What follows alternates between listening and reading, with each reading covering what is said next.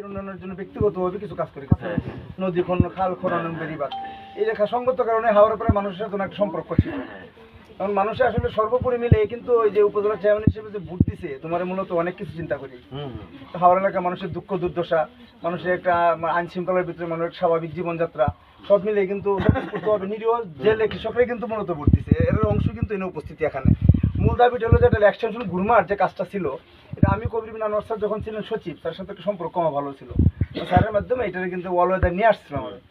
পরে এই গতবার দেখা গেল যে এটা এই টাঙ্গরহাওয়ারের পরিবেশ যারা আছে তারা এই জায়গাটার মধ্যে একটু মতানক্য তৈরি করায়, তখন এটা ওই যে হাওয়ারের মাটি ভরাট হয়ে জায়গায় বিদায় এই বিষয়টা কিন্তু এটা এই যে কোনোভাবে ওকে বাদ পড়ছে, যেটা যদ্দূর আমি জানি আর কি, টোটালটা আমি জানি না, কারণ চেয়ারম্যান সাহেবের সাথে এই ব্যাপারে আমার কোনো কথা হয়েছে না।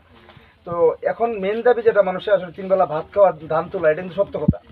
মানে আমরা যদি এই ধরনের বড় ধরনের কোনো বাধা থাকে, তাহলে আমরা একটা কাজ, আমরা মোটামুটি এমপি সাহেব সহ কবির বিন সাথে কথা বলছিলাম, আমরা নজরখালি যদি একটা স্থায়ী একটা দেওয়া যায় যে কি কয় সুইচ গেট, এক হইলে এইটা করতে হইব।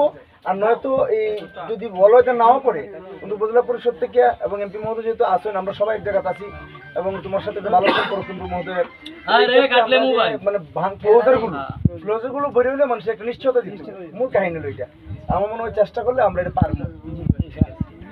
চাচারা পরিবার যারা আছেন, চেয়ারম্যান সাহেব বলে, আমি যেভাবে আপনারা একটা প্রাণের মানুষ হিসেবে আসছিলেন, গতবার আমার বিভিন্ন ভুল ত্রুটির কারণে কিন্তু আমি শাস্তি পাইছি, ঠিক আছে? এই চেয়ারম্যানও কিন্তু এরকম অন্তরঙ্গ মানুষ, আমার চেয়ে অনেক ভালো। তার জায়গা থেকে তার যেহেতু আজকে এই যে দিনের মধ্যে যে আমরা দেখা করছি, এই দিনের মধ্যে আন্তরিকতা থাকলে সম্ভব। কারণ আপনারা যা কোন জায়গায় কি কি জরুরি কাজ আমরা